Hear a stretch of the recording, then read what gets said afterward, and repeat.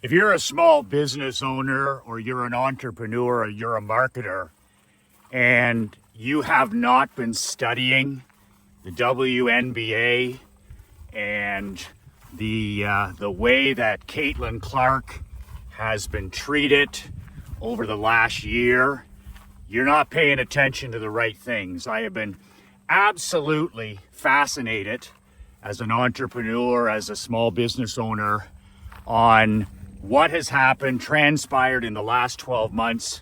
Caitlin Clark has had one of the greatest years in sports history. And as an entrepreneur and business owner, I have learned so much of exactly what not to do by watching the powers to be with the WNBA, with the franchise in Indiana, with the people that have mismanaged her to date, the coaches, the general managers.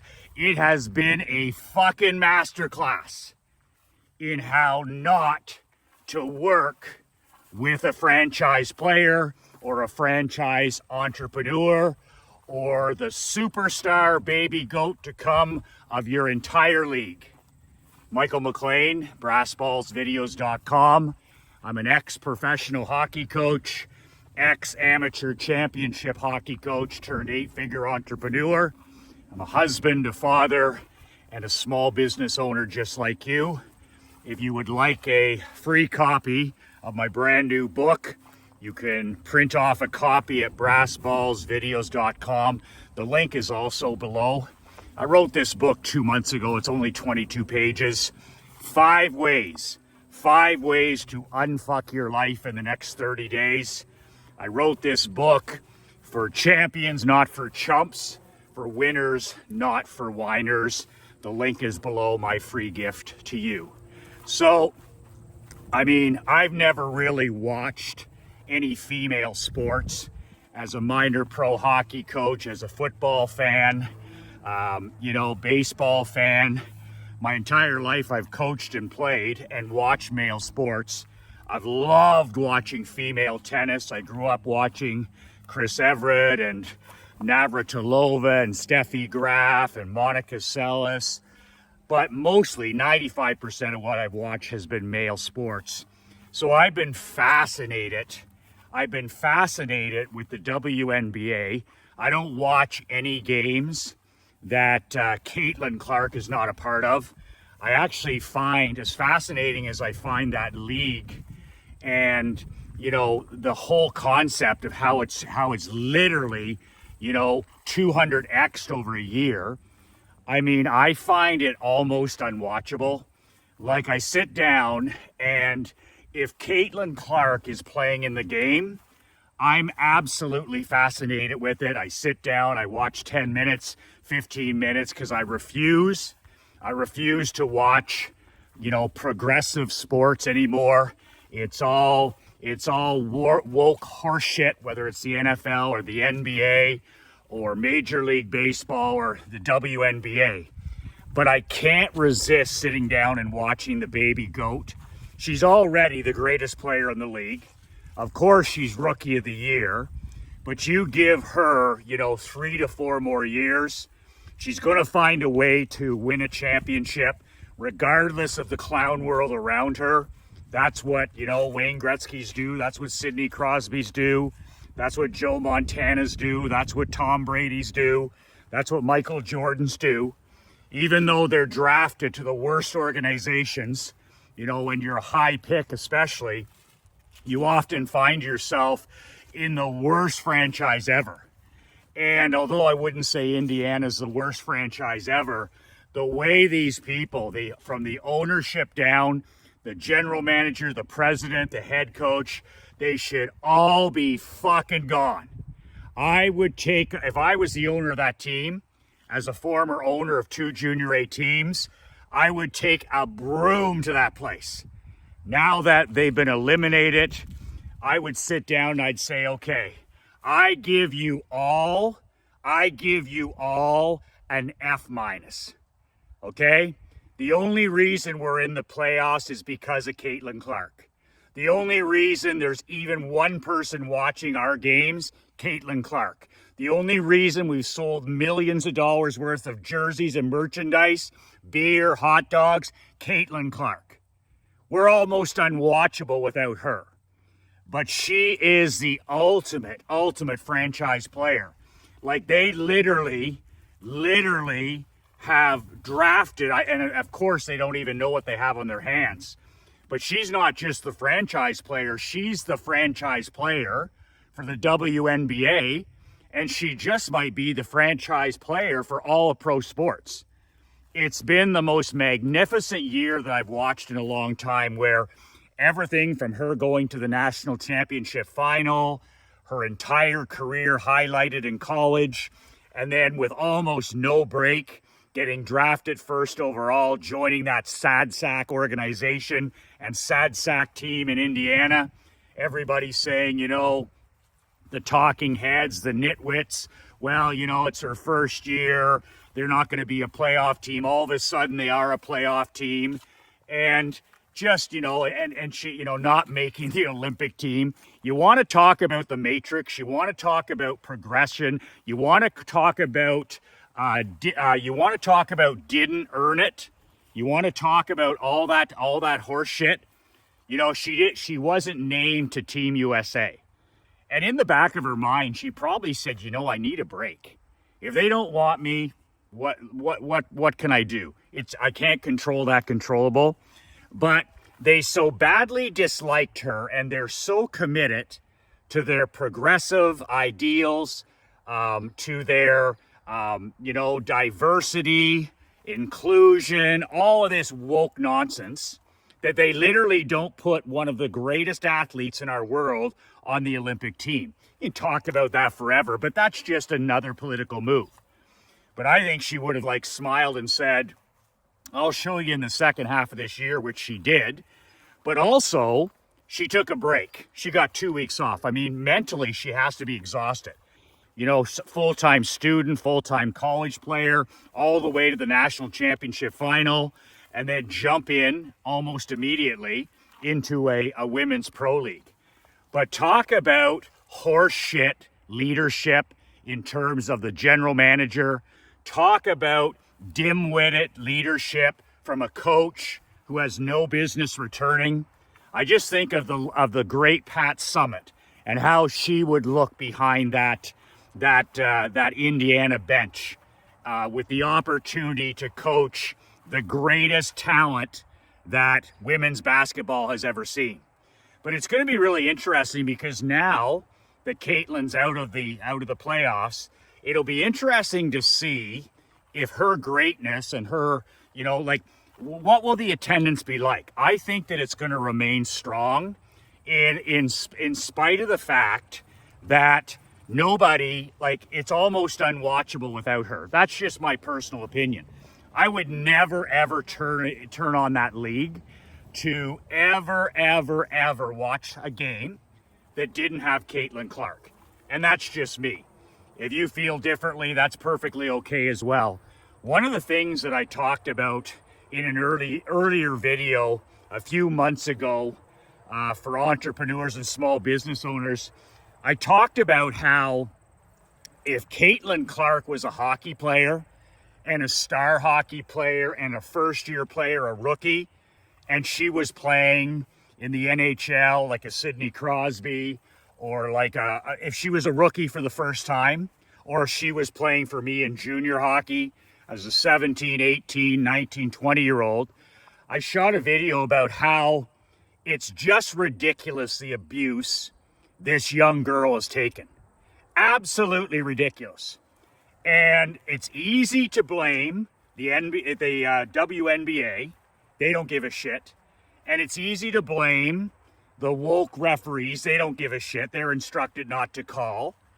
And this whole thing, I mean, her biggest problem is, first of all, she's white. Second of all, she's straight.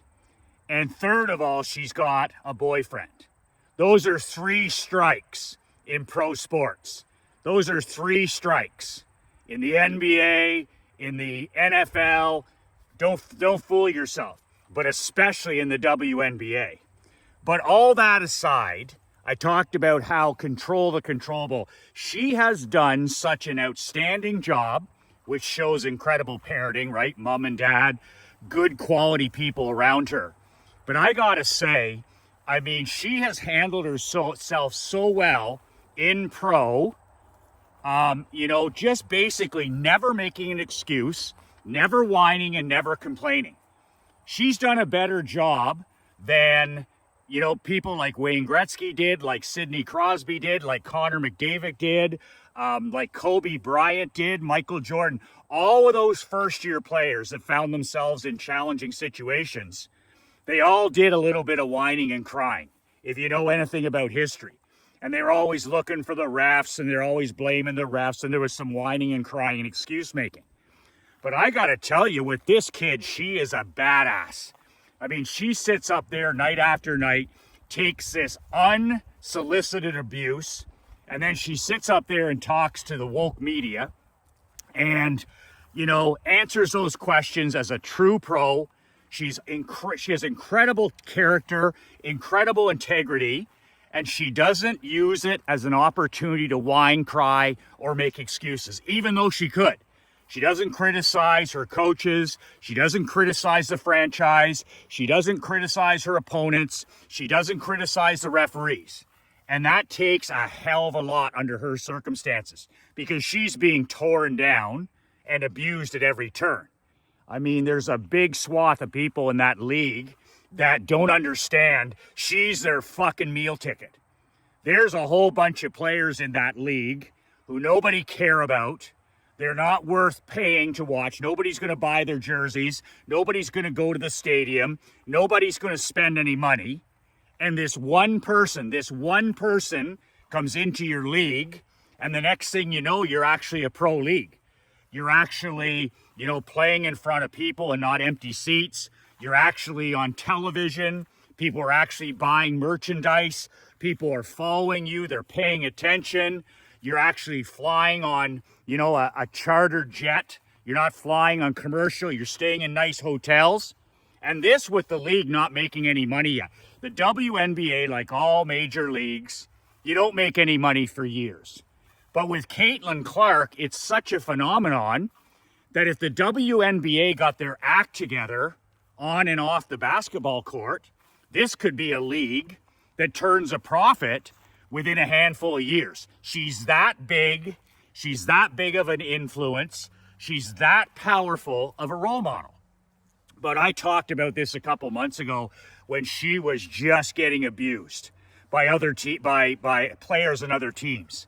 And I talked about in hockey if that happened with my team or even in pro. Because there's a rule in business and there's a rule in sports. Take it now, take it all year. And when I saw her taking this type of abuse, physical abuse, it was just crazy. Shots to the head, whatever it is, and no calls. Like flagrant fouls that weren't punished. I'm just like, the commissioner should be fired, the general manager should be fired, the head coach should be fired, and they should be held accountable for not protecting their franchise player. She doesn't want special treatment, although she probably deserves it. But I'm sure she doesn't want to be run over every single game by a bulldozer. But in hockey circles, where I come from, we fucking handle our own business. I'll be candid, we handle our own business. Every year, I would have the equivalent of a first-round pick, a Caitlin Clark on my team, and it would only take the first exhibition game of the year to one of my 16-year-old first-round picks who play in a league up to age 20, similar to her college career, where you're playing your first game and some knucklehead takes liberty with one of your 16-year-olds or your 17-year-olds. And here's the thing, peace through strength. That has always been a business, sports, and life model for me. Take it now, you're going to take it all year. Whatever you tolerate, you're going to get more of. So in those first exhibition games, first regular season games, whatever the fuck they were, you know what? When somebody goes and abuses her from the other team and you do nothing about it as a coach and as a teammate, what do you get? You get more of that. We are our standards. Whatever we tolerate, you get more of. So when I had first-year players, if somebody from the other team touched a hair on their head, one hair on their head, I would empty the benches in an exhibition game. I'm talking about 20 fights on the ice at one time. And I'm not talking about the 70s and 80s. I'm talking about 5-6 years ago. And I don't give a shit whether I got suspended for 3 games or a couple of the players got suspended. I was protecting my superstars, my players, my franchise players for the rest of the year. And of course, that just spreads through the league. You know, players know whether they can take liberties with Caitlin Clark. Players knew that they could take liberties with Michael Jordan until they surrounded him with better players and he got stronger. Players know who they can take advantage of and not. And that's the concept of peace through strength. You're never going to have one of these cupcakes or poodles or Stephen A. Miss of the world say anything or even talk about it. But that young girl taking abuse in that first game that had happened, both benches should have cleared, both coaches, you know, she should have walked down there. And I'm telling you right now, you want to talk about promotion of your game. You want to talk about ending up on sports. You want to talk about getting these rivalries going. You want to talk about growing the game. Could you imagine if there was 15 fights in that first game where somebody tried to injure Caitlin? Are you kidding me? If actually everybody on her team stood up for her, including the coaches and the trainers, talk about the entertainment business. It would have been WWE for a night, but I'm going to tell you right now, it would have been a $1 billion marketing move. That's what it is in hockey.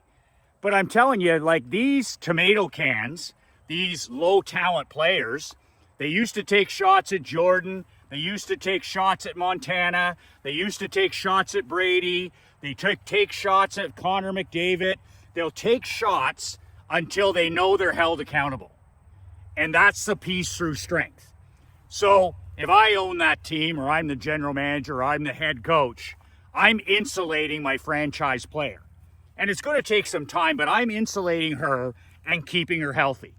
And if anybody touches a hair on her head, I'm not going to win a championship in Indiana the first year, but I'm going to set a standard, and I'm going to set a standard that I'm not going to tolerate any abuse, any dirty play, any shenanigans from any player on the other team.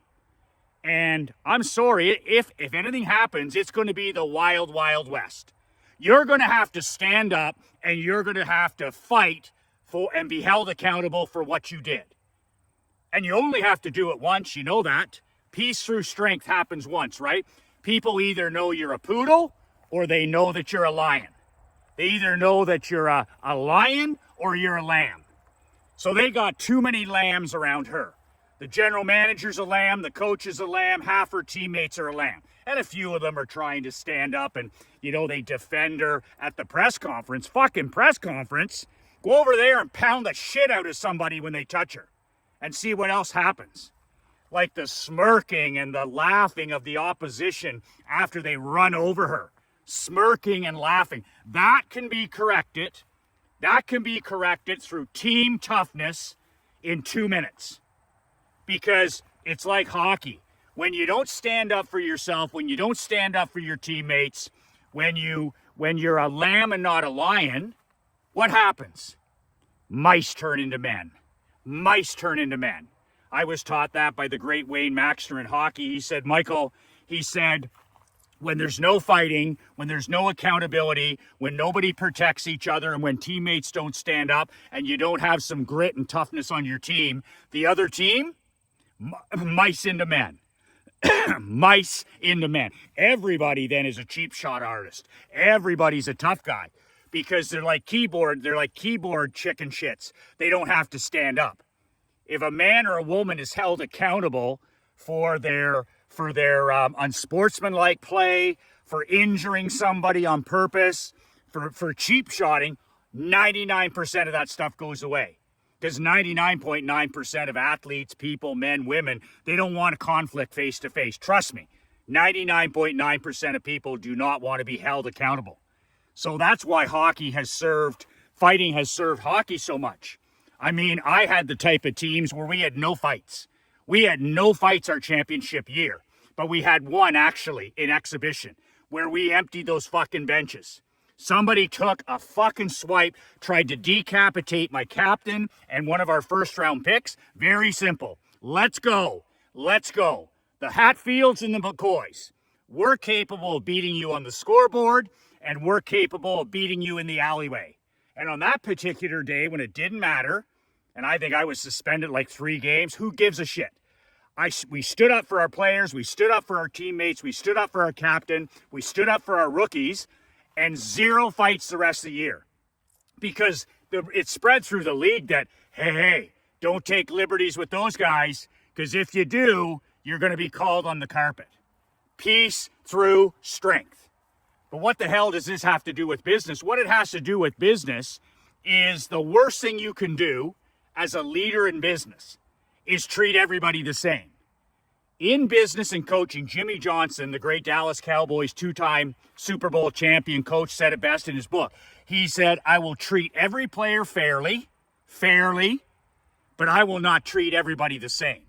And that's why Jimmy Johnson won 2 Super Bowls and 3 national championships. And they asked him, they said, well, if Troy Aikman or Emmett Smith were falling asleep in a meeting, what would you do? And he said, I'd walk up to them and I'd whisper in their ear, please wake up, Troy, or please wake up, Emmett, because those are his franchise players. And they're the guys that put in the time. Those are the guys that dedicate, and those are the guys that are going to make the difference in a game. But he also referenced if he had some backup lineman or whatever who doesn't put in the time, hasn't got the same commitment, and they're asleep, he goes, I'd cut their ass. Fair, not equal. Fair, not equal.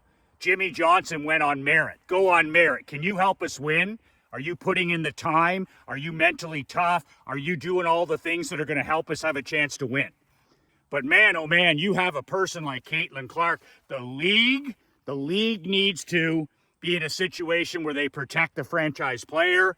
I've never seen anything like this. I mean, in the old days, if you touch Gretzky or you touch Sidney Crosby or you touch Connor McDavid, the referee's arm is up. I mean, it's up. Kobe, oh, there's a Kobe foul. You touch La Princess in the NBA, oh boy, he's going to the foul line. He's going to the free throw line. Are you kidding me? You can't touch La Princess because they know he's their meal ticket. But as far as your own team, what you can control, I've never seen so much talk and so little action. Oh, the hate is so difficult and anti-social media and she does. Are you kidding me? Get out there and empty the fucking benches in the first exhibition game and all this will go away.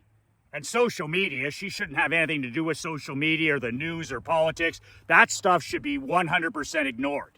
But stand up for your meal ticket. Stand up for the person who's going to transform your sport. Stand up and do something before she's seriously injured or before they start shortening her career. When she gets into her late 20s, all of a sudden, she's like Mario Lemieux and she's got a bad back. Where'd the bad back come from? Maybe about the 15 hits from behind that should have been called.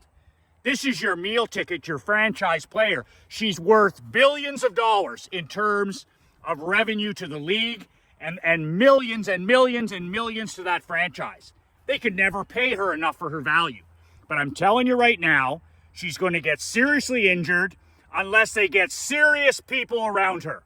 And that starts with the ownership, the president, the general manager, the head coach, getting serious people around the franchise player. And that's the same in business. Your number one salesman is your number one salesman. Your number one service person is your number one service person. I could rank my 23 employees from 1 to 23. Then the next month, exactly the same. The next month, exactly the same. Why is that, Michael? Because winners aren't losers. And why is that, Michael? It never changes? Because losers aren't winners. I'm telling you right now, I would put people around her on the court and in the coaching play where, okay, you know what? We're going to build a championship team over the next 3 to 5 years. None of this quick fix shit. We're going to win a championship over the next 4 to 5 years. Every year improving, getting tougher, but that it's all going to be built around our culture of peace through strength. Nobody is going to touch a hair on her head, and if they do, they're going to be held accountable by all 15 sisters, by all 20 sisters. And That's the piece through strength that's going to give her a chance to play to her abilities. It's going to get her the ability to sleep at night, and it's going to build a sisterhood. The same as you build a brotherhood in sport when you stand up for each other. It brings your team together like gorilla glue, like crazy glue. Because even if you lose a fight or you lose a confrontation, that kind of stuff where you stand up for somebody when somebody's been wronged or cheap shotted or abused or they're not playing the game the right way, man, that makes you magnetic. That makes you magnetic to your teammates, to good fortune, to luck. The fans love it. The fans absolutely thrive on it. But I got to tell you, I give the WNBA an F- in their first year with this diamond in their hands. I give that Indiana ownership an F-. I give the president, the marketing department an F-. I give the general manager, whoever the fuck that is, an F-. And most importantly, I give that head coach an F-. She's not capable of coaching the baby goat. And I would do everything I could to get the best former NBA or former college coach.